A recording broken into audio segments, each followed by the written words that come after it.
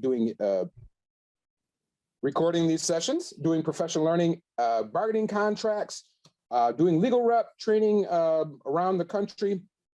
And prior to that, I was a teacher in Grand Rapids Public Schools, Union High School, if you're familiar, where I was also a school administrator there, where I led a fine arts, kind of a magnet school, if you will.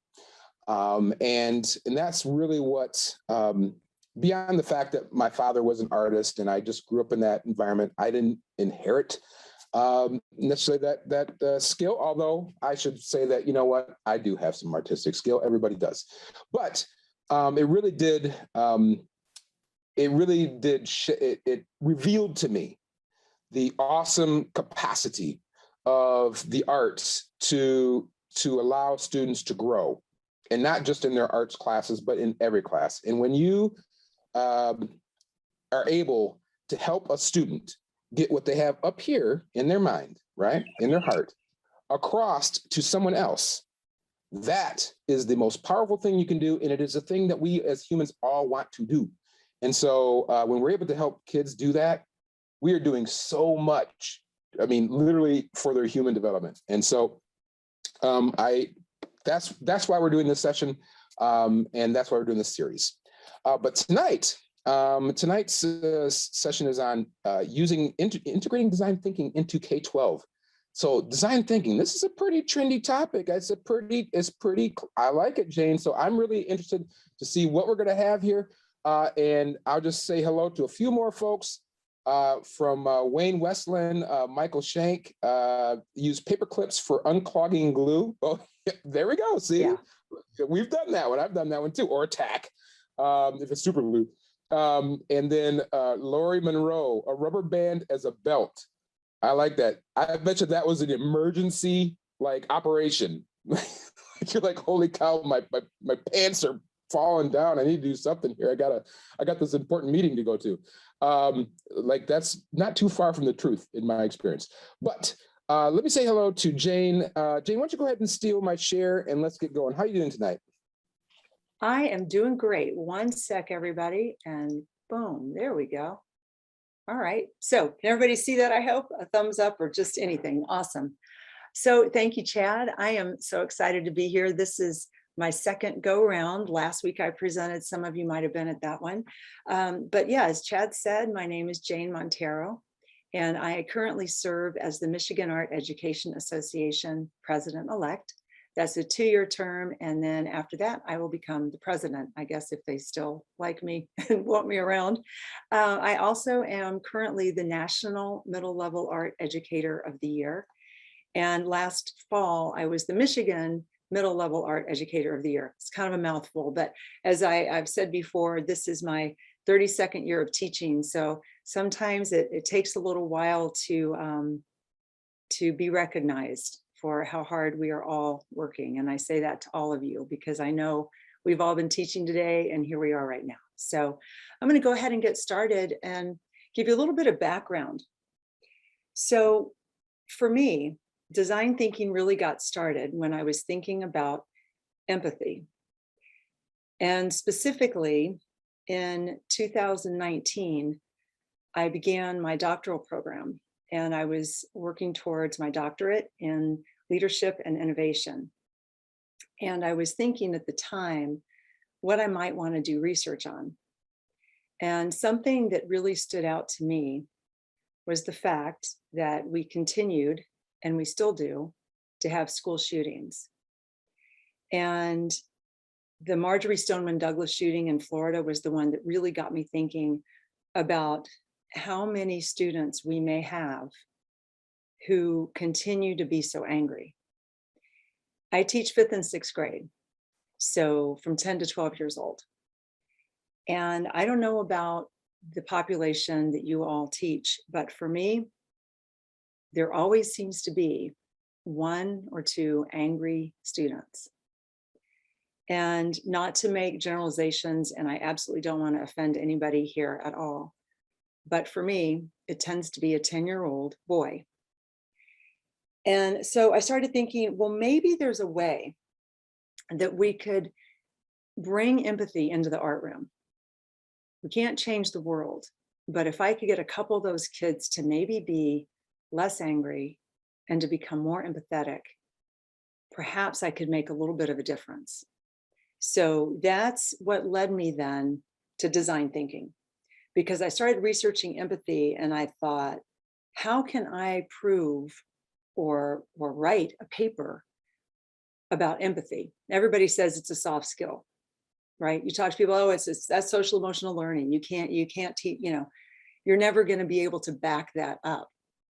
So what I came upon was design thinking. I knew nothing about it, yet my background is graphic design, granted from a long time ago. But what I uncovered and discovered was design thinking fosters critical thinking, problem solving, and collaboration. It builds relationships between students who might not ordinarily choose to spend time together, and it promotes empathy. So some of you out there may know a lot about design thinking, but what I uncovered, I want to share with you. They talk about wicked problems, and you might have heard about that before. And so this is a quote from an article. I've got the link down at the bottom. I can pull those links and probably put them into the chat later, or I don't know, maybe Chad could help with that. I don't know.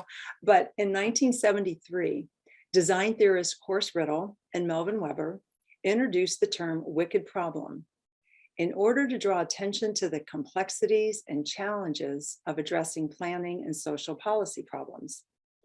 Unlike the tame problems of mathematics and chess, the wicked problems of planning lack clarity in both their aims and solutions. In addition to these challenges of articulation and internal logic, they are subject to real-world constraints that prevent multiple and risk-free attempts at solving. Okay, so here's some examples of what they would consider wicked problems: climate change, public health, poverty, homelessness, education policy. That's from their article. So when you think about that, I know a lot of you may be involved in having students do what we call a passion project or like Genius Hour. So you might have had students delve into some of these before, but I really wanted to use the model, Stanford D School's design thinking model, to see what could be done to improve empathy. So that's kind of the gist in the background of this. So there are a few other models of design thinking. This is not the only one, but this is the one that I worked with and the one that I follow. It's a 5-step process, and some of you may be, again, very familiar with this, but it's an iterative process. You can go back and forth between these, but the first stage is to empathize. And so that includes things like interviewing, shadowing, seeking to understand. It's non-judgmental. And then you move on to defining the problem based on the interviews. Okay, you have decisions to make. There's challenges. What was causing the client pain? And then you move on to ideate. And this is just the most fantastic part, right? This is that wild brainstorming. This is when you share ideas. All ideas are worthy. Use divergent, convergent thinking. It's yes and, not yes but, right? It's going with it. And you prioritize. Then you move on to prototypes, which is making mock-ups and storyboards. You keep it simple. The idea is fail fast, get it over with, move on, right? And then you move on to testing. What works, and you role play, and again, you can make revisions. So that's kind of the general model that I've used. And a couple of reminders here about what people around us have said about empathy.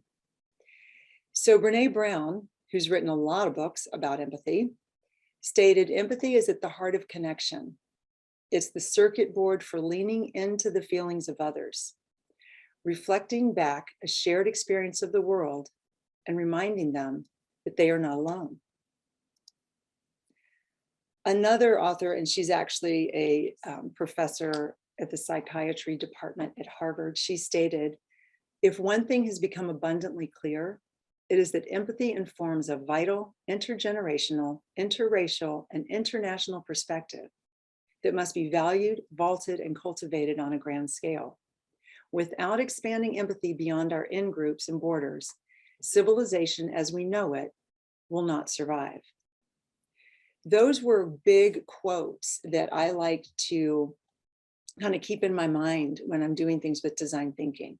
And then David Kelly, who is the co-founder of IDEO and author of many books, one being The Creative Confidence, he states the main tenet of design thinking is empathy for the people you're trying to design for.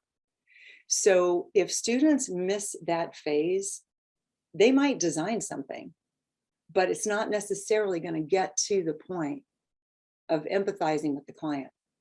So these are just a couple of other background quotes here. One is the Collins English Dictionary definition: the ability to share another person's feelings and emotions as if they were their own. And then empathy allows for honest and transparent communication, which can be both frustrating and uncomfortable. And empathy is not sympathy. And that's really key to understand, to have your students understand, especially at the younger grades. Empathy is the idea of putting yourself in someone else's shoes, right? We know that. Sympathy is more of a third person acknowledgement of feelings. And so empathy is a two-way street. You need, if you're going to have your students do this, you need to have them learn to listen. They have to build trust. They need to be open to taking risks in conversations, to provide honest answers. And the other thing is, empathy is not just about sadness. It's about listening and understanding the people around you. So when we interview, the interview is great fun. And don't worry, I'm going to be sharing more examples of real world. I'm not going to be talking at you the whole time, but interviewing for empathy is an important step. And the goal of these interviews is to have conversations that are open-ended and allow you to try to understand each other's point of view. Ask why to clarify meaning.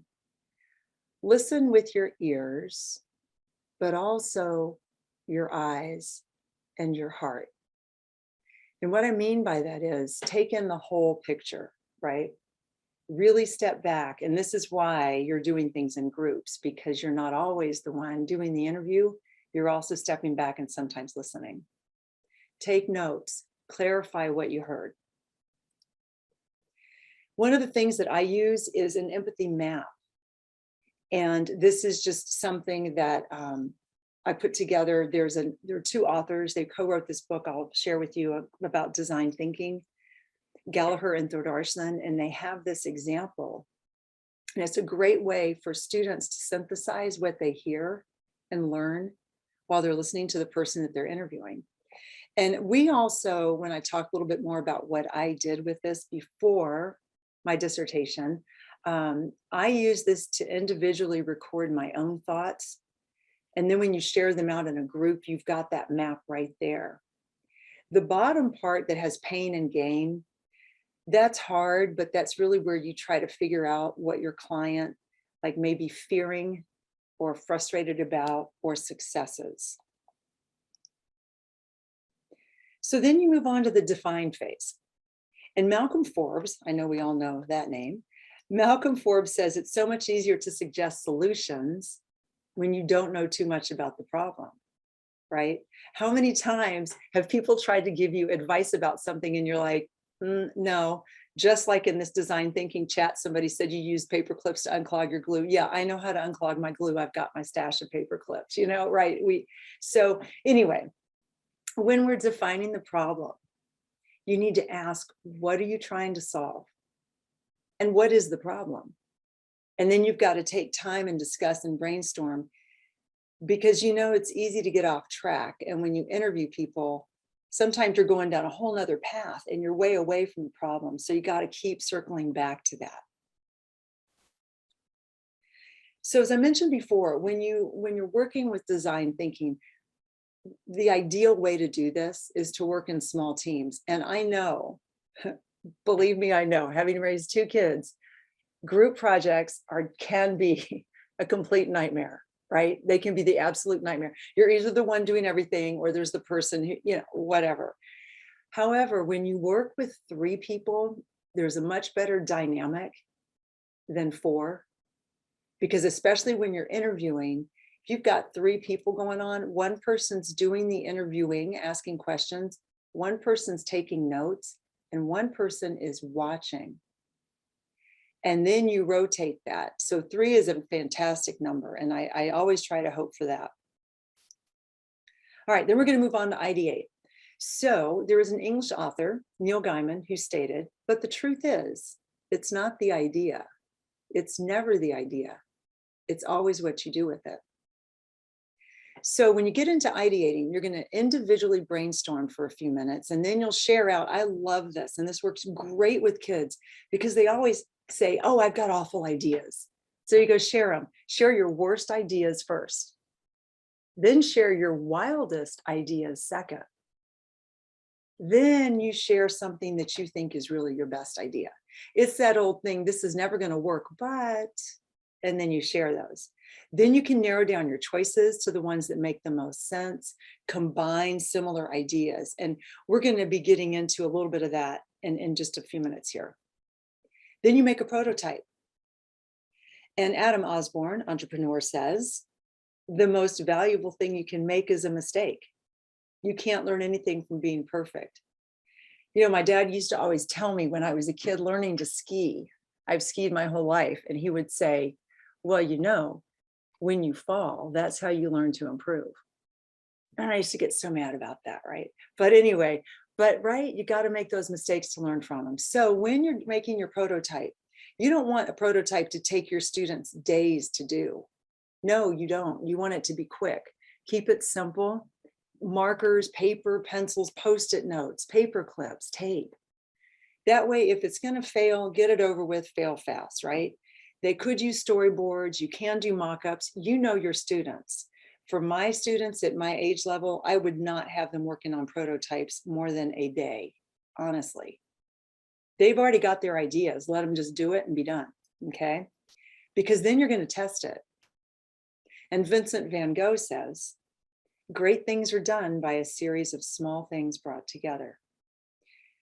So when you test, you're going to role play. And that is so fun. You invite one of the other groups to come do your project. They get to sit in those seats and do it. You observe them and see what happens. You reflect, you adjust, you revise, and then you retest. So get ready. Everybody get ready here. It's been a long day. I'm going to preface what I'm going to have you do here. This is what I gave my participants in my dissertation. This was their practice lesson to do with the whole class. And it's about a sense of belonging. And this was posed like this.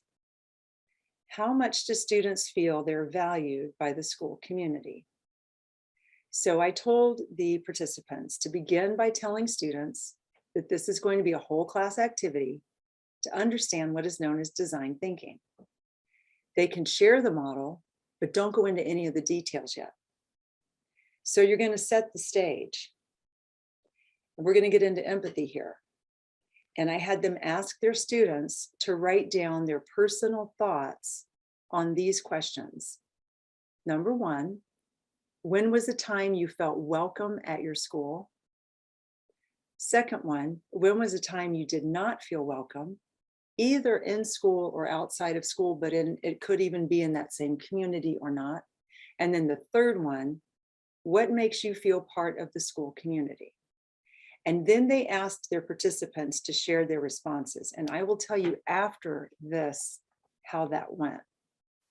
So I have this link here to use a Jamboard, and I'm going to click it and we'll see if it works. This is kind of magic time, Chad. I hope this works. And give me just a minute here. And it is. Okay. Can you see my Jamboard? I hope. Yes. All right. So we're going to skip to the second slide. And here's what I want you to do. I just posted a couple of examples. If you don't know how to use a Jamboard, on the left are your tools. And you click the one that looks like a sticky note. And what I'd like for you to do is write on the left a time where you felt welcome at school. Now, I would like for you to do this as a staff member. Okay, not as a student. So a time at your school when you felt welcome. So you would click the sticky note, you're going to see color choices come up, pick your color, you write what you want to say. I'm just going to do this and I'll get rid of it. And then you go save and it's going to post somewhere on your page. Okay. And after it posts on your page, I think mine's posting on my page, then you can move them down and you can size them down. Okay, I'm going to delete that because I already put one on there. So these are your first 2 pages. If we can just kind of spread them out, they might need to get kind of small. And then the third slide is going to be for later. So just stay with that second one. So I'm going to give everybody a couple minutes on each one. You can write more than one. And this is where I ask you to maybe take some risks. Don't put your name on it. And just feel free to write whatever you'd like. Okay. So I'm going to give everybody 3 minutes kind of for each one. So we're going to go 6 minutes total. If that's too much time for you, you can just read what people are posting and then we'll take a look at it. Okay. So ready, go.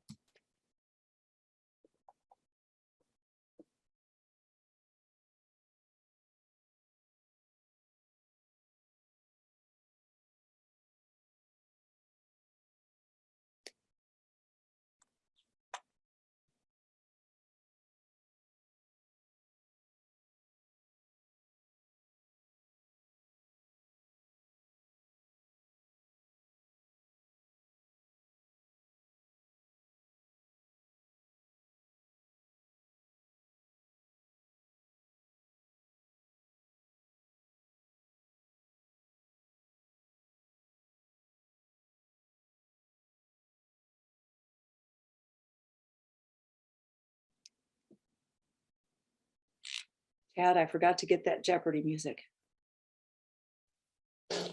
Do, do, do, do, You can play a little do. Miles Davis while we're going here. Oh, yeah. I don't know. Let's see here. Let me see if I can figure that out. If not, that's okay. But for sure, nobody wants me to sing.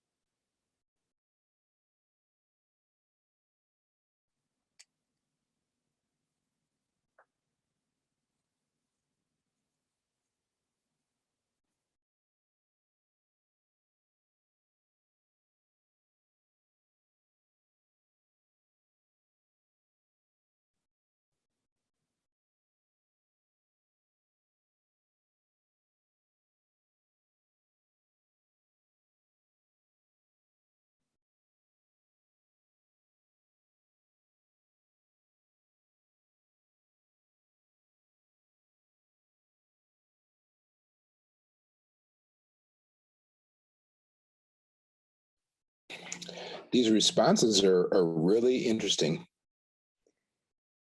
Yes, they are. And it's great to see. And it's also confirming when you look at the ones about feeling welcome.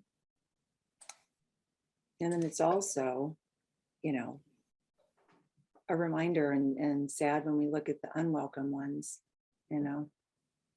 So while they're putting the responses, I'll just kind of point out how great an idea this is that you can use in your staff. I use something similar when we're doing meetings with staff where maybe I'm doing a poll on an issue that not everybody wants to kind of put their hand up and say, hey, I feel this way. So poll everywhere is a great one to use, but like techniques like this that allow folks to contribute using your cell phone or using your device to a question openly and anonymously is a great way to suss out real feelings about an issue. So if you're a leader in your school, or you know, are serving in those capacities, this right here is a great example of how you can really get to the heart of a matter in a way that's safe for folks. Yeah, for sure. And what I like about this too, for my students, because they bring Chromebooks to the art room, so I can have them do this. I also have them post artwork to Jamboard. We'll do like a class bulletin board. But yeah, it's really great. The anonymity of it is great. Oh, there's a little music. We're down to about a minute and a half, and then we'll see what all we came up with. And I play Miles in my classroom. That sounds good.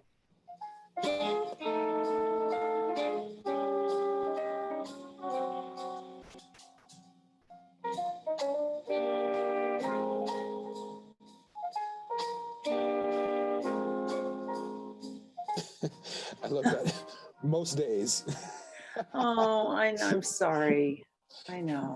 Should have put their hashtag facts, as the kids I say. know. It's hard.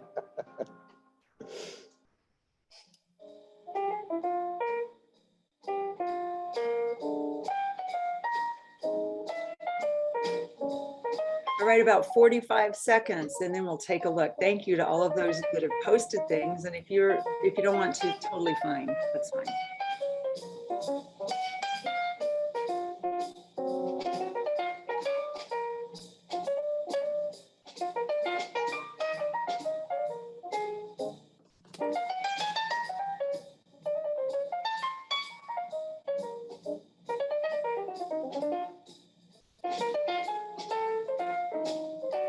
All right, about 5 seconds.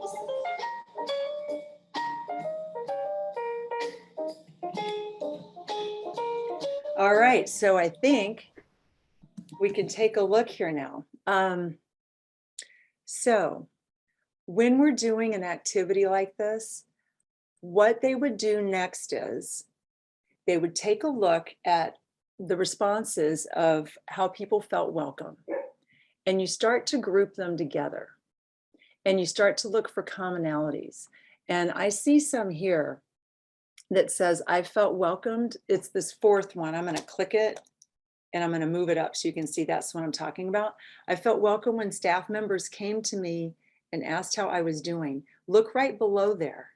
I love when colleagues visit me. Look to the right of that on this green one over here. When other staff members pop into my room. Here's one above that. When a staff member came to me, when a veteran teacher welcomed me, when I was greeted, right? Left me a welcome note, okay? When people introduce themselves.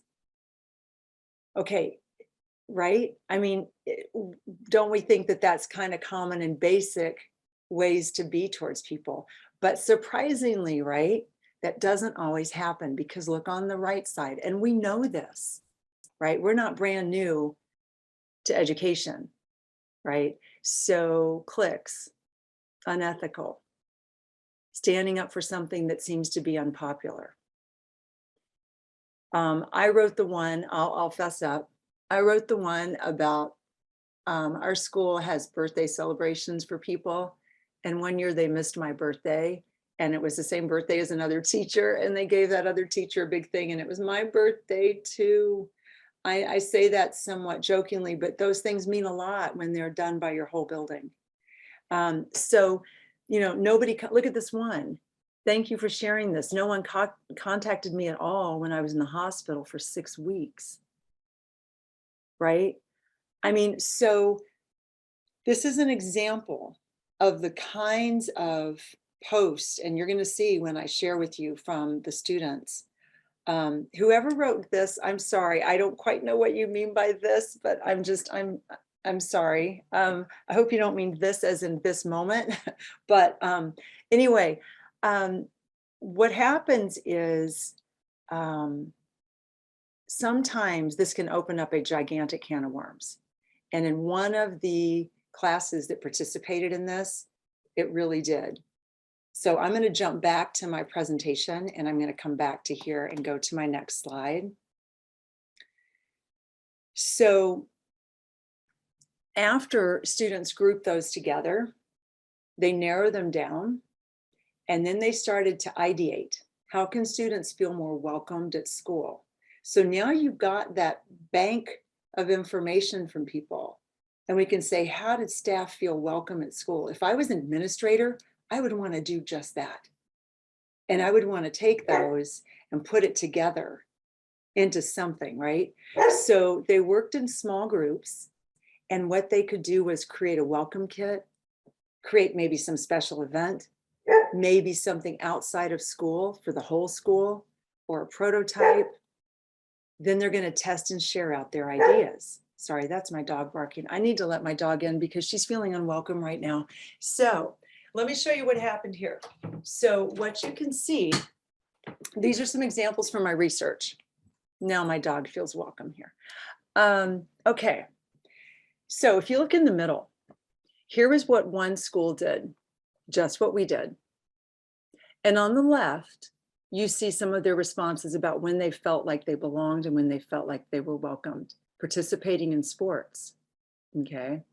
I love this one. I felt welcome when someone told me in math that it was okay to not have the answer or know the problem. So, welcome when a teacher mentor gave me a box with my name on it, and it was filled with erasers and paper clips and gum. And then the honesty of these students, I do not remember a time I felt welcome at this school. Right? Here's another one. Some of these are a little bit mixed out of order, but somebody when they felt unwelcome. Okay, I did not feel welcome when people ignore me or find excuses when I ask them to play. So you start to really dig into some of these things, right? Well, this one class, they had a discussion because somebody said they felt unwelcome because some students they felt like they were being talked about, that old thing, right? Cliques and so forth.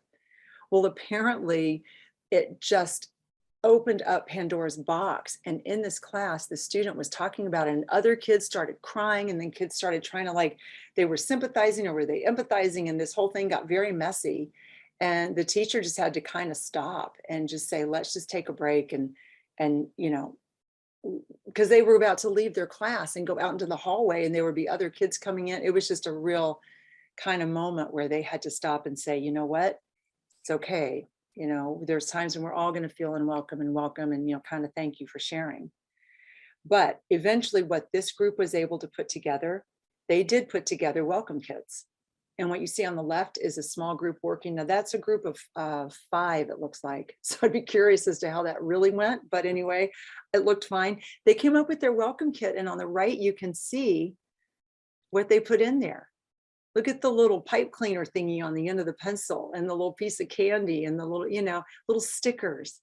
That didn't cost a lot of money. And what came from that is then those students wrote welcome letters, and they put this in a packet. So anytime a new student came to their school, they were given one of these packets that was made by the 8th graders.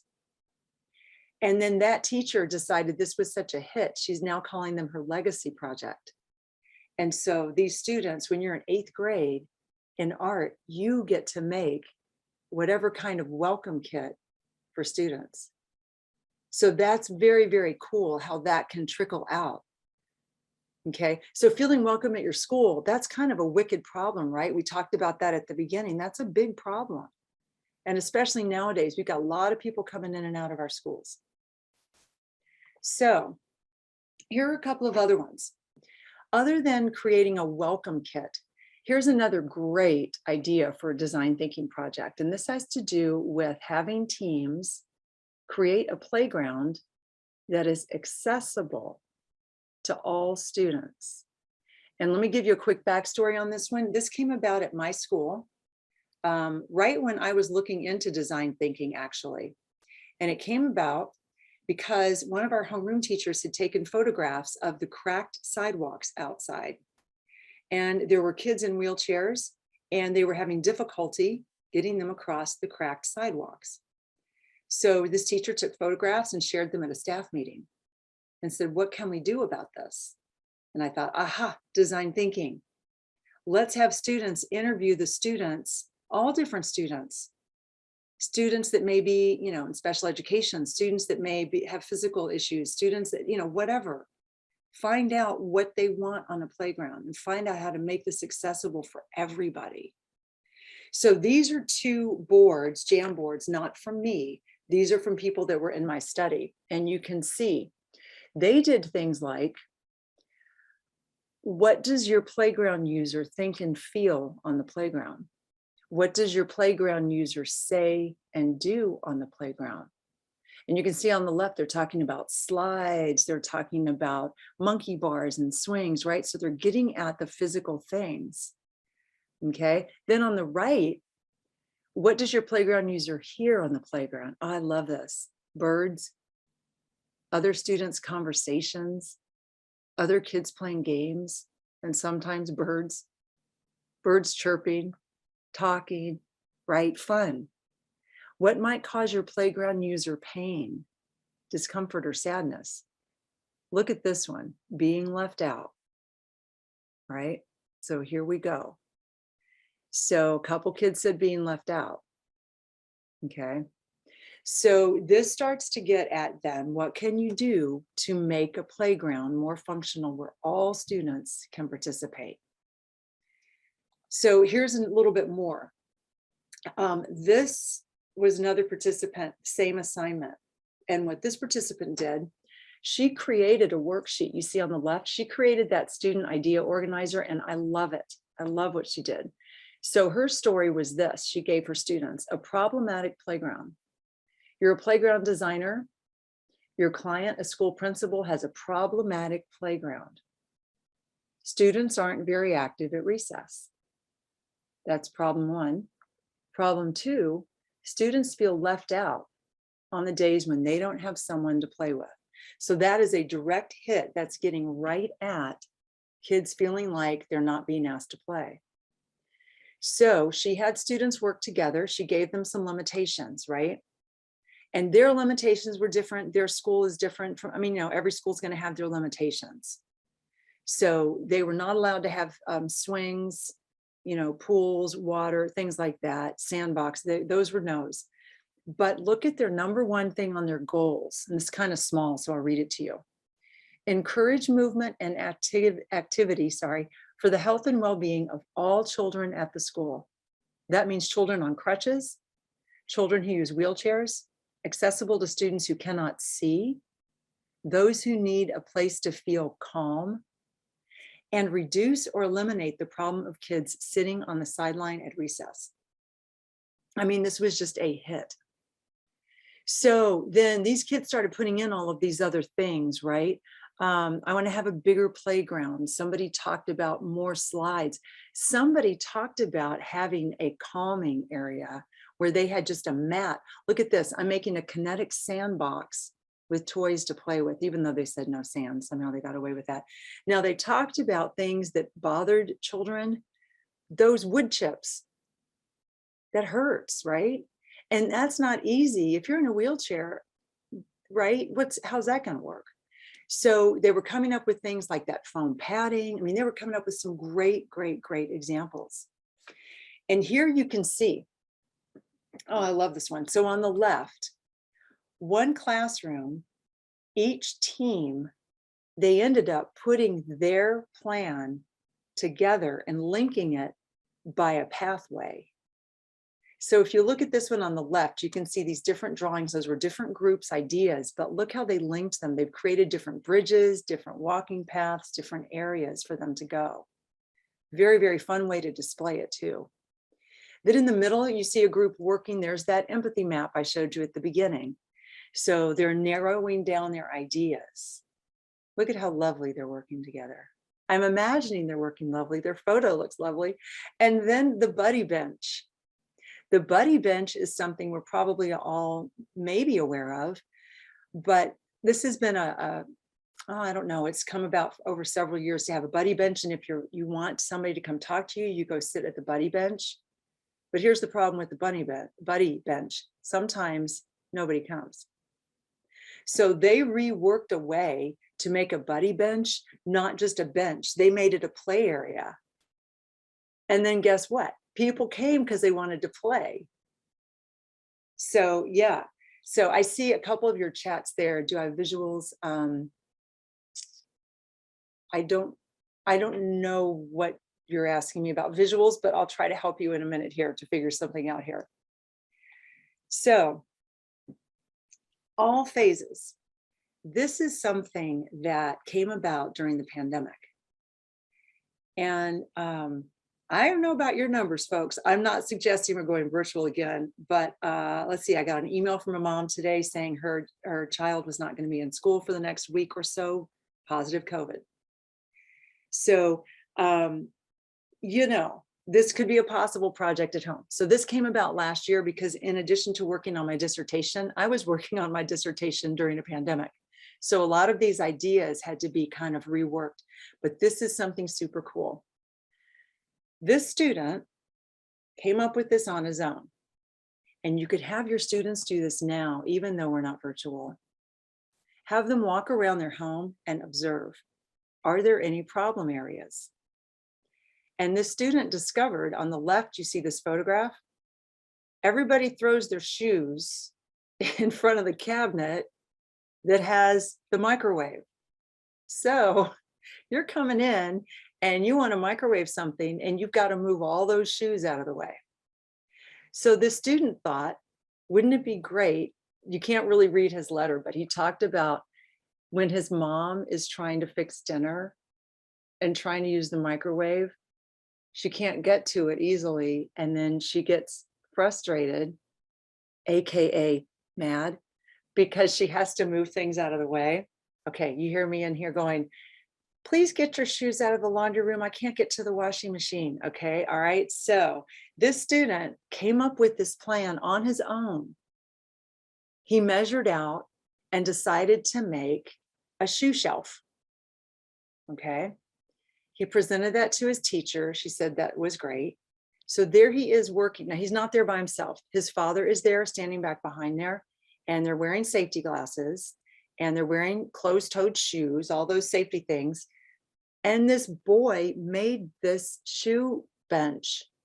Am I saying that right? Shoe bench. I don't know if that's even the right word. I'm not from Michigan originally. I call it a shoe bench. Anyway, so that bench got to be right there, and look how orderly. And then the mom could get to what she needed. Or I would like to think everybody else in her family could help her and get to what they needed. But what a cool solution, right? So you don't know what they're going to come up with. Okay, so these are some additional ideas. We're not done yet, but these are some additional ideas. And like Chad said, you're going to get this whole thing to look at, depending on your age level. I gave an alternative activity during my dissertation for participants to design an have their kids, their students, design an after-school activity center for all students. So they could either do the playground or the activity center. So I just wanted to add that on there. One class had about half and half. Okay. Identify a space in your building that doesn't function well and redesign it. Well, you know, there's going to be a lot of limitations as well, but I always tell students, I want them to look and find something. Let's not worry immediately about the limitations, you know, like this corner of the cafeteria is this great space, but we can't use it. Well, don't think about the we can't, just see what you could do. Develop a recycling program for your school. And I know a lot of you probably already do that. Sometimes they run very well. Sometimes they get a little bit of a log jam. So if yours is having problems like that, and I know obviously with COVID, we're dealing with companies being able to pick up recycling and so forth, but you get the idea. I love this one. Design a safe walking path to your school that provides space for bicycle riders and walkers. And again, I know that might not be feasible for where everybody teaches. But this last one, throw this out to your junior high and high school kids. Younger kids probably could, but the older kids a little bit wiser about their own community. Identify a problem in your community and develop a prototype to present at a school board meeting, right? Challenge them to do that. It's public speaking too, right? Okay, so what I'd like to do right now is I'm going to go back to that same Jamboard link. And on slide 3, I'd like for you to write down any Post-it notes of any ideas you have. We're not done. We're going to move on. Okay, so Chad put the link in there. I'm going to click to it again. And if you go over to slide 3, where it says additional design thinking ideas, if you have any ideas at all, if you've done something that works, let's share. Okay, so I'm going to give everybody a few minutes. We will go until, let's go with about 5 minutes here. And now, Chad, you can play some more cool music again.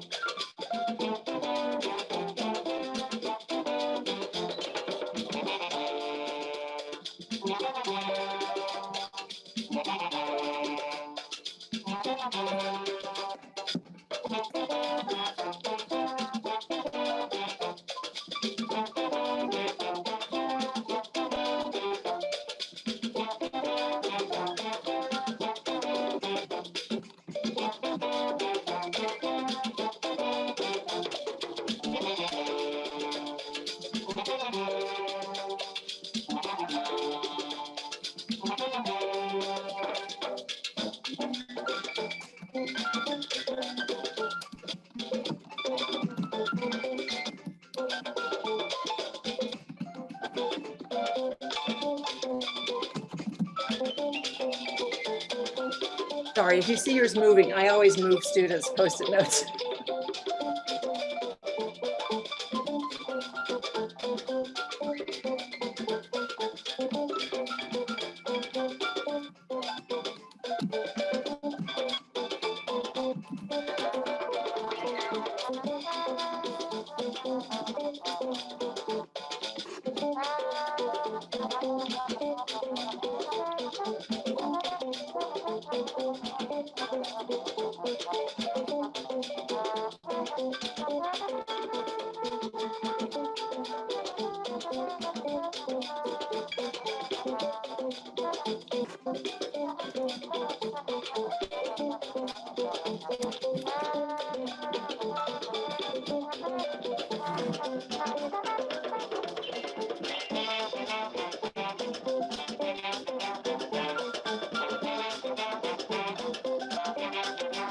These are awesome.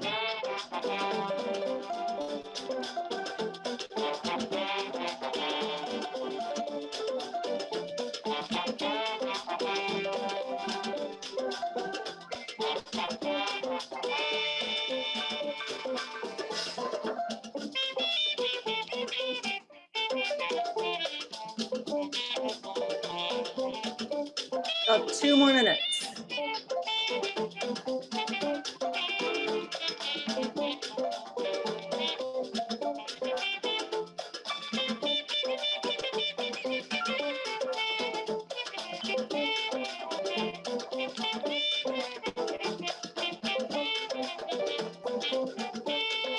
I'm gonna just move some of these around a little bit. Sorry, trying to create some space here.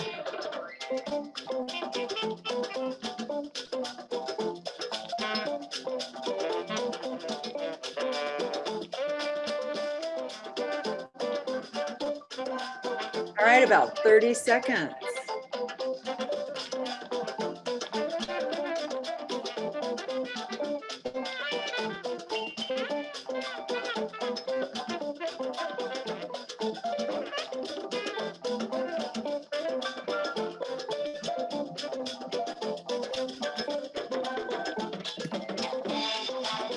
All All right, 10 seconds left.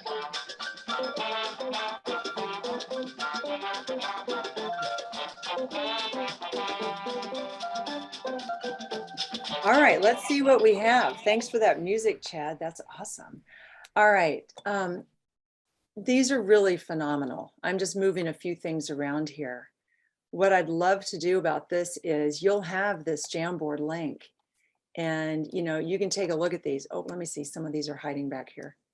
My students go crazy, by the way, when somebody puts a Post-it note on top of their Post-it note. You want to talk about a potential commotion in the ocean. And then the ones that get frustrated, they start drawing all over these. And then we have to take a pause on Jamboard. Okay, so these are fantastic. Where was the one I saw? I think I've moved it now. The one about the mental health day. Where did that go? Did it move completely? It was super cool. Now I can't find it. Oh, yeah, right there. Students approach staff for help tackling mental health issues and stigma among students and community. We are eager to plan a mental health awareness fair in May, but we got stuck on next steps. Yeah, so great. See, so have students interview each other, have students interview staff, have that group get a team, have that team come up with ideas, and then see if any of those ideas could work. I mean, that's where I really think it's got to start with that interview. You got to have documentation, I think, to support, right? A student garden area. Wonderful, right? So they've got to figure out what can grow there. And is it going to be flowers? Is it going to be food? What's it going to be, right? So they can interview the food and nutrition people and find out from them, get information from them, because we have a school garden where we have certain day where certain things come from our garden into the lunchroom. Look at a lot of these regarding food waste, right? A lot of those. We live in an area where there's a farmer, used to be a farmer who would take our food for composting for the pigs on his farm. So, but yeah, look at how great these are. Student-led coffee shop, right? I love this. And I put student store on there myself. I don't know if I did it twice or if somebody else did, but a lot of times we have these things, like we have a student store, but it doesn't sell what people want. So that's a perfect opportunity to interview. A calculator charging station. Look at this. Who's the one that had somebody had about solar? Oh, I can't find it right now. Yeah. Figure out what solar panels could power at school. Isn't that great, right? Traffic flow. Oh my gosh, right? Redesign traffic flow. Get your community involved. Get your county transportation. I mean, so you can go on and on with this. So this is great. And then have your students do this. Have them come up with design thinking ideas. And you're going to get, you know what? You're going to get a lot of the same things. You're going to get a lot of things about lunch. You're going to get a lot of things about beautifying bathrooms, beauty, student store. So yeah, I mean, I think these are perfect places to start. Let me get back to here. All right. So I want to share this with you because we still have some more time. And this is an amazing story. I'm not expecting you to read all of that information about her. I don't know, some of you may have heard about Veronica Scott. So Veronica Scott was a student at CCS, and she was assigned in her class to create like a passion project to design something to fill a social need. And so she had parts of her life growing up, she had been homeless. So she reached out to the homeless population and she went and worked there and started interviewing people there and created this heat trapping jacket that also can transform into a weather resistant sleeping bag. She has TED Talks. She now has her own company. It's called the Empowerment Plan, where it's not only about making these jackets for homeless, but she employs them in her facility. And then they are earning an income, an education. It's phenomenal. So I'm going to try something now. We're going to see, Chad, if this is going to work. I have a YouTube link and it might take a moment. I think I have it right here. So let me show this to you. I'm going to go full screen. Can everybody see this? Here we go. It's short. When seemingly impossible challenges strike, landing people in the most unexpected of places, Empowerment Plan is there to help give people their power back. Over the course of a 2-year period, Empowerment Plan trains homeless parents to make the Empower Coat, a coat for the homeless that transforms into a sleeping bag. But that's not all Empowerment Plan does. While 60% of the work week is making coats, the other 40% of paid time is spent on supportive services like driver's ed, GED tutoring, building healthy habits, getting into permanent housing, and preparing for the next chapter, along with career development. Empowerment Plan aims to create long-term empowerment by breaking the cycle of poverty with the coats they make and the jobs they create. How cool is that? And that started as an assignment in college. I mean, you know, she's been all over the place. Pull up her TED Talks. Those of you with older students, you know, I'm sure you can show a lot of her information to them. But what a great way. Now we get back to that wicked problem, right? Homelessness. So anyway, I just thought that was really cool. And I've loved following her. I've just kind of been aware of what she's been doing for quite a while. So we talked to you about the D School. Wow, where to even start? Okay, so I'm from California.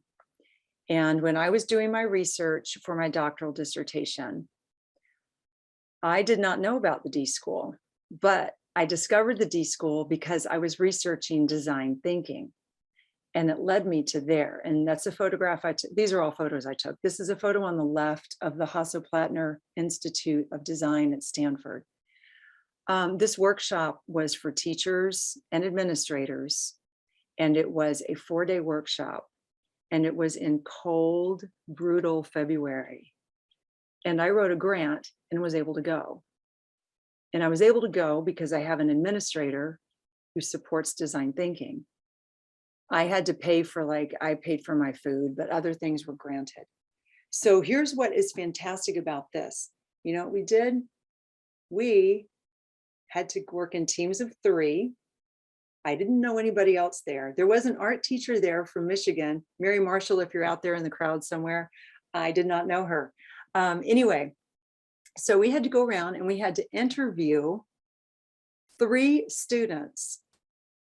Okay, here we are in February, walking around Stanford University. And those of you with college-age kids, do you think they want to see a bunch of moms and dads roaming their campus? No, but there we were with our clipboards, marching along, you know, and we'd see a student, we'd say, hey, do you have a second? And they were like, no, I'm going to be late for class. And we're like, we see another one. Hey, do you have a second? I mean, I could never be a door-to-door salesperson. I have to tell you, I was so it made me nervous to do this. And then we saw some other guy come out of a door, a student, we're like, hey, do you have time? No, I've got to get to my shift for work. So we were totally striking out, and we had a limited amount of time. So our stress level was gigantic. So then we managed to walk a little bit more, and we got to this giant student union area, and there were tables set up. They were doing a dance-a-thon drive for selling tickets. So we thought, aha, a captive audience. Those students can't go anywhere. They have to work there.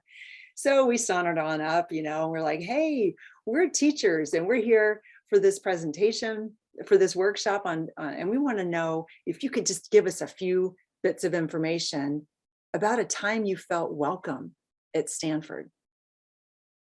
And that was so enlightening, because I'll tell you, dark side of that briefly is that Stanford's not the only university in this situation.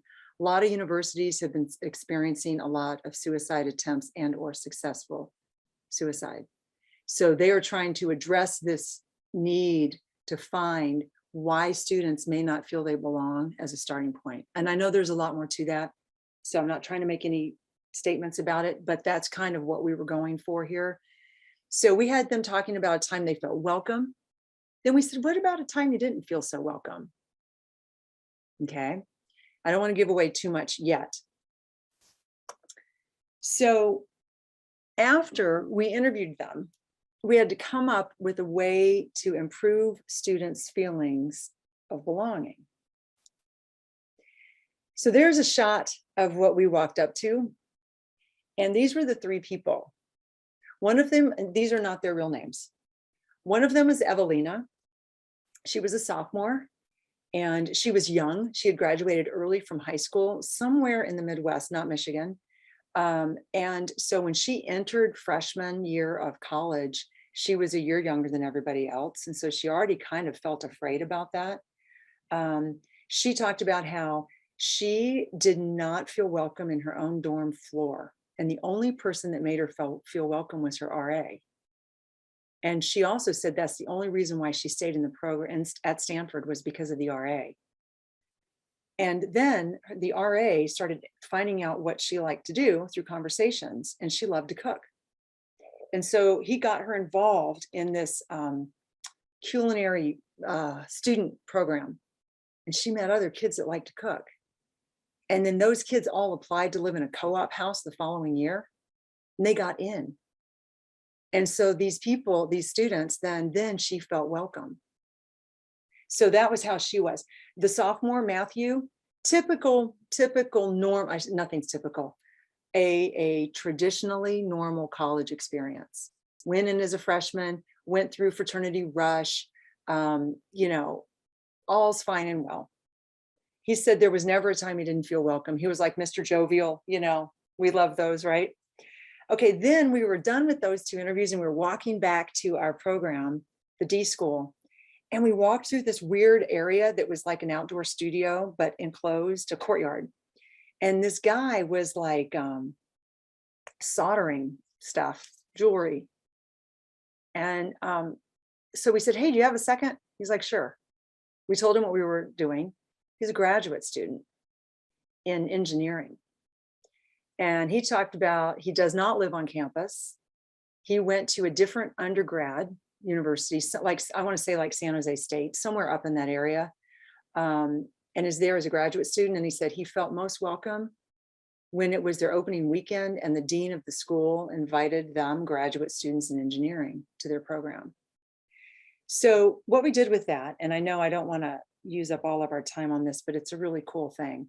We had to narrow it down to one person, and we chose Evelina because she seemed to be the most potential for creating something to improve her situation. So what we created was called a program that we named, these are our pictures. That's my little sign I drew up, not very good. But remember, fast, right? Prototypes are fast. Stanford Eats Together. Okay, based on setting the table, it stands for set. And so what we did was we made a way for each person in her co-op would have, each week, they would have a different meal because these students were from all over the world. And so that helped bridge community. And then we had a plan where they could open that up to new students at the university. So that was our design thinking solution. And everybody else had different ones around there. And what you see there, those are people that aren't from our group that got to role play. And you want to talk about something fun? Watch people role play your plan. One person was the script reader. One person had to do, they all had different jobs. Very, very funny. So, you know, I highly recommend if you want to go forth more with design thinking, you look into Stanford. I noticed their registration right now is closed, and that's probably because of COVID. But I got to tell you, when we were there, it was 2 weeks after that the world shut down. And I remember them vaguely talking about something from China. Honestly, I was like oblivious. You know, you get in your world of teaching. I was oblivious. And then I look back on that now, I'm like, oh, wow, right? Our world was about to totally change. So I wanted to leave you with this. How is design thinking used in education? Well, you know that now. We're creative people. Here are some possible benefits. I did not write this. I stole it. I'm borrowing it. I've got the link at the bottom from edtechclass.com. Possible benefits. Practicing empathy. This gets back to my original statement about what are we doing to try to help kids who are so angry in our classroom. And I know there's more to it than just what we're able to do, but every little bit we can do might start to change a little bit. Possible drawbacks. Teachers, right? When are we going to have time to plan this? When are we going to get support? We've got to have flexibility. Isn't this this is everything we always say. And I agree. Okay. But you also know sometimes we've got to leap a little bit and try a little bit of something. Even if it's something tiny, find a day, find your favorite class, your favorite hour, your favorite whatever, and try it with them. You know, it just might work. So these are my two references. I have these books, they're in my hand. They are post-it noted. They are underlined, highlighted. Design thinking, this is not just for school leaders, right? But we are all leaders because we are all here right now. This is a great book. Those are two wonderful people. Cami Thordarson is a friend of one of the D school people at Stanford. And I got her cell phone number from one of the people at the D school. Launch is a great book. These two guys, you might know of them, John Spencer and AJ Giuliani. They have tons of free things that you can show and look at. Really cool, these two guys. I don't know them. I just like that book. And then of course, I have my Dare to Lead and my Empathy Effect book. There's some great books out there. That's me in Spain, my favorite place in the world. And there's my photo. And you can email me at Montero J. And you hear my phone ringing. It's probably my husband or my mom. Anyway, so I wanted to leave you with that. And we do have time for questions. So if any of you have questions, you're welcome to either post it in our Jamboard. No, you could just post it in the chat. We can do that. Let me shut the door for a minute here. So anyway, anything else, Chad? Do you have anything you want to add or want me to address?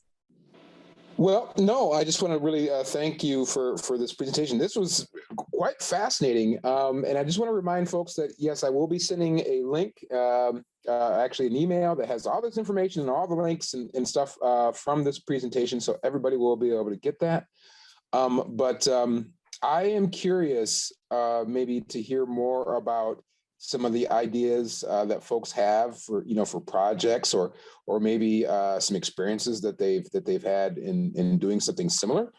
Or perhaps some of the concepts that you've shared with us that are really kind of like just hitting home. I mean, I'll just say while folks are kind of like processing and thinking about what they might want to ask or say, that fail fast. And I know that's, and I've heard that before, but just having you say it again here tonight, I think was really, just got me thinking so much about it. That's so great, just to fail fast and, try something, and it doesn't have to be grand, right? Just try it. Well, and it's hard, right? Because I think that we as educators want our students to succeed. So when we get into this failing thing, and it has to almost be broached like part of design thinking is learning from things that don't work. And so if a word like fail is not a good word that you want to use, I mean, everybody has their preferences on words.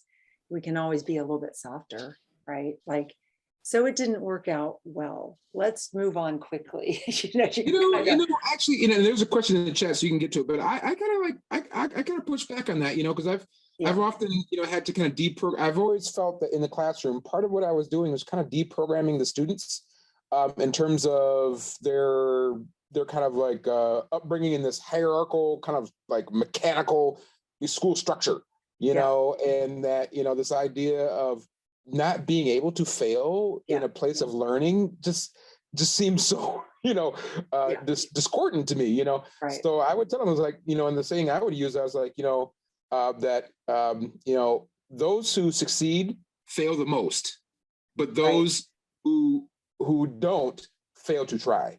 And so, so I would always encourage, like, look, just do it. Maybe it falls flat. And how many times have we had a lesson in our classroom that fell flat? Oh my goodness, thousands. Hopefully not thousands, but probably, maybe. Right. And I want to address this one question about how might this look with our youngest students. This is interesting that you asked that question, Jody, because I just heard, I don't know if anybody's from my district out here. You didn't hear me. No, I hear rumors that they are bringing design thinking into the K through second grade level. Nobody's teaching a design thinking course. So that's another topic, but how might this look with our younger students? Well, you could start with something like a playground, right? I would get at something that they can maybe grasp. They certainly grasp things like friends, right? And they certainly might grasp safe places to play. I mean, I would probably start as a whole class with the playground, but I would word it like make a dream playground and see what they come up with. And then you could take a look at school things. Are they able to talk about things and understand things about food? Sure, right? We can teach them about proper nutrition. We could talk to them about school lunches. A lot of them, I mean, I don't know how young, I taught second grade for like just a hot second. And first grade, oh my gosh. And yeah, but I would go with something that you know your kids, and if there's some problem, like, is it a problem where they put their boots in the hallways? Is it a problem where they put their snow pants, little kiddos? You know, I don't know.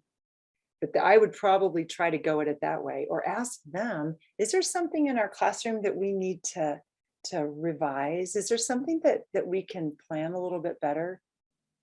And just kind of open that up and see what they say. I'd be curious, but I think it can be done for sure. And I don't know if anybody has any other thoughts about ages. Anybody have any other hot topics? Let's see, I'm just trying to scroll through here. Yeah, the sharing your worst idea first, that's the best. That's really the best, because then you hear, because then even people wrote down, well, my worst idea was, and then one goes, well, and then you hear somebody say, that's a wild idea. You know, you hear a lot of these conversations. It's very fun. Yeah, empathy mapping.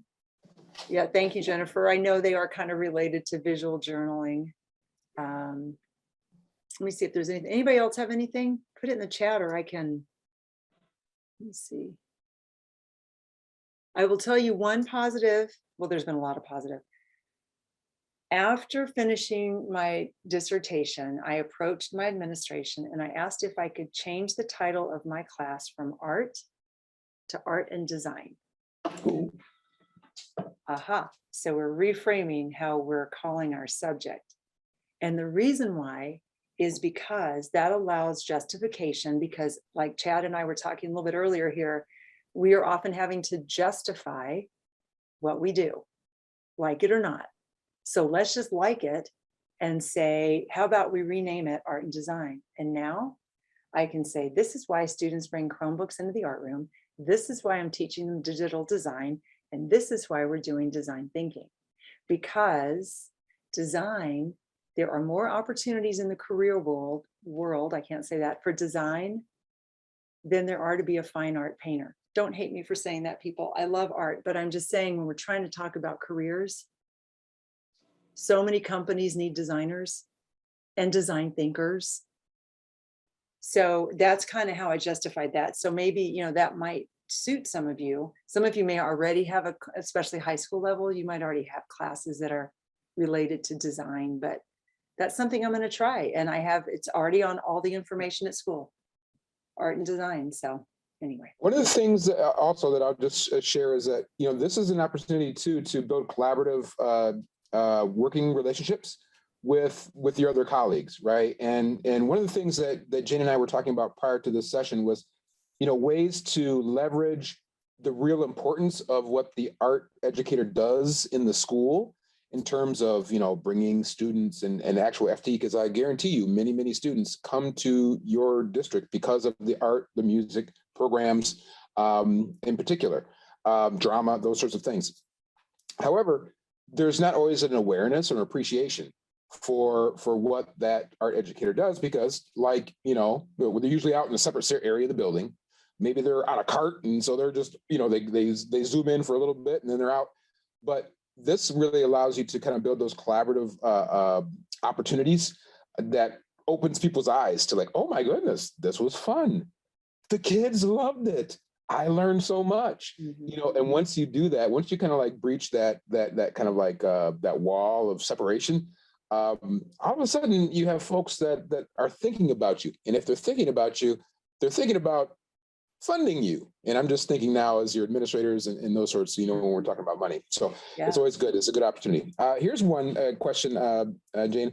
So they ask, is it reasonable to use design thinking in relation to book characters? And I love that. And I just saw that comment. And here's what I thought. Yes. What if you have students dress up as one of the characters and you have other students interview that character? And then you ask that character things like based on the book. What did it feel like when such and such and such happened? How did that make you feel? What if students did a design thinking project to make it a better situation for that character, let's say, or to get them out of something they were stuck in, let's say. Like I used to love to read the K when I taught 6th grade literature, and I would have students do these like memory boxes when Philippe and the other character were stuck on the island. So what if they did things like that? Here's a box of solutions for this character. That could be pretty cool. I love that. I mean, my background is teaching language arts, literature, and art. So yeah, I'd roll with that one. I bet you would too, Chad. Yeah. And I was just thinking, I used to do things just like this, where I'd have the students, analyze the character or analyze the situation. And then, I would have them make dioramas, and it was just a shoebox, right? And some just paper. And it was amazing, how good they can actually get, in creating like these alternate scenarios, these explorations of the character in visual form. I mean, there's all sorts of, and I was pretty open to really whatever, how you wanted to approach the problem. And I think that was what kind of gets back to this design thinking concept is that, I'm not really defining the solution more than I'm just like, having them discover an issue or a problem, we'll just say. And then how they wish to kind of explore that problem or present solutions. I'm open, and and I think one thing you said earlier too is be curious, right? And I think leaning into that curiosity and kind of trusting that the students are going to take you someplace kind of interesting is also kind of important. And so it kind of like keeps you from worrying about trying to micromanage the experience or trying to overly structure it in a way, except to outline maybe some some parameters, right? But the students are so clever, and and I think somebody asked, talked about with the young students. I'm telling you, I've been absolutely just floored by what some young kids, like I'm talking like K2 kids, like come up with. I'm like, oh my God, like Yeah, I love it, and so I think not overly structuring it, creating parameters, great, and yeah, book characters. Any subject area could really use this treatment. right. Because it's not that far off from like the scientific method. I mean, when you think about it, it is really not far removed from a lot of people, what people already do.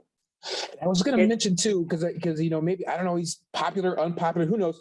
But this was a big kind of theory of Elon Musk, right? In terms of how he's developing and doing quick iterations of the rockets, and using that as the design method. So, but now he owns Twitter, so I don't know. Who knows? Yeah, Who knows? I know. Are there any other questions that we can answer? I saw Wendy Winstead. She made it. She's one of my GRPS colleagues. Love to see you there. Glad you made it. Let's see here. Any other questions? Holly Lindsay, good. You've been in our sessions. And let me just real quick. Holly, since you brought out your camera, let me just ask you, just give us a little bit of a feedback. What is the one thing that you kind of thought about or that you took from this session? What I find really interesting is I am proposing a fine arts appreciation class that fits into the design thinking model for my high school. And I really wanted to attend this session in particular because I don't know very much about it. And even as a design major in college, my second degree is in theatrical design. And this wasn't something that we necessarily dived into in thinking this way. And I see so many connections of, it's almost like you said, I'm now in the thinking part of it, because I feel my brain is like a pinball machine. I just think, oh, I can do it like this, and I can do it like this, and I can do it like this. And there's so many different ways to pull in different learning styles and how to get these kids working together as a community, and to pull in the community, and to pull in. So my brain is on overload, but I am very excited about this session. Yeah, and Awesome. I wanted, and Chad, I actually, let me share my screen one more time, because I skipped over this one thing. I was a little worried I was going to run out of time. This is on one of the slides. There's a link to it. It's this slide right here. And this is from the D School. And you can go through and look. This is exactly how I started finding things out. Some of these are different, like classes. Some of them, look at these challenges: redesign the school lunch experience. On the right, there's a foil challenge. These are things that they provide. As you go down, I don't want to make everybody dizzy, but you can come back. There's over here, look, programs. What I did was the K-12 lab. Okay. You can look up resources. I mean, this is a great site. So it's dschool.stanford.edu. It's a great place to start. And like I said, there's other methods. I just, or other models, I should say. I just kind of go with Stanford. We got to print t-shirts that say Design School on the back of them. And I wear my special t-shirt when I'm trying to be really, courageous in teaching. I don't let my students see it because I wear a sweatshirt over it. But yeah, gives us our strength. Let's see. And Jody, I'm looking at your comment about the engineering design process. Exactly. One of the things that Jody's comment made me think about is that, this project and this design thinking kind of approach reminds me of a book that I read a long time ago. It's called Future Shock by Alvin Toffler. Mm-hmm. And basically the concept is this: once things become a commodity, right? Like a hamburger. Once a hamburger, you can get a hamburger anywhere, then really what you're buying is the feeling, the experience of that hamburger, where it's bought, how it feels, whatever. And the same thing with this design, with this kind of the lead in the design, engineering design process. These items are not just like a product for product's sake, right? It elicits a feeling. It elicits an emotion. You get something from it. That's why iPhones are so popular, right? It does a thing, but it gives you a feeling, right? If it's just about a phone, you'd have any old phone. But it's the iPhone. It's a thing. So I love that, focusing on what it's communicating, what it makes people feel. Yeah.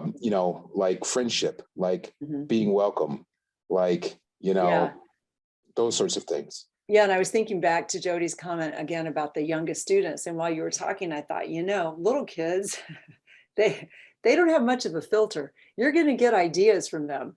If you let them say, something that's bothering them, they're going to tell you. And sometimes they're going to tell you things about their house. Like, how many of you teach little kids and they start telling you things about their parents? It's like, I don't think we needed to know that.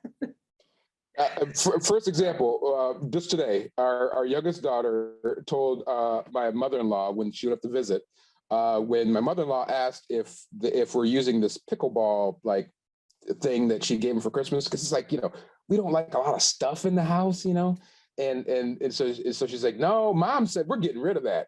And right. My wife was just like, no. I didn't say that. Yeah. No filter. So hey, then we get some other comments here. It says, it seems like it's a fit with rhetorical thinking and writing too. So you need to understand your audience and then speak to what they know, believe, and want. You need to connect with the client. Yes. And then Colleen shared that she did a project with third graders based on Rosie Revere, engineer, the design and created inventions. Ooh. Nice. Yeah. Excellent. Well, I tell you what, I really appreciate all of your time for tonight. And look for that email when you get back. Thank you so much, Jane, for this really fascinating session. All of you out there, who were in this session, I just want to just ask you and start having you think a little bit about this experience. If you can do this too, So if you go out there and play with this concept and you do something really cool, send me an email. Maybe we can, would love to have you back and share your experience with other educators in a webinar just like this. It's not so scary, it's fun. And so, you know, so I want you to be thinking about how you can contribute to your colleagues in their professional learning as well. And with that, I believe we shall draw this evening to a close. All right, thank And- you. I really appreciated this. This is fun.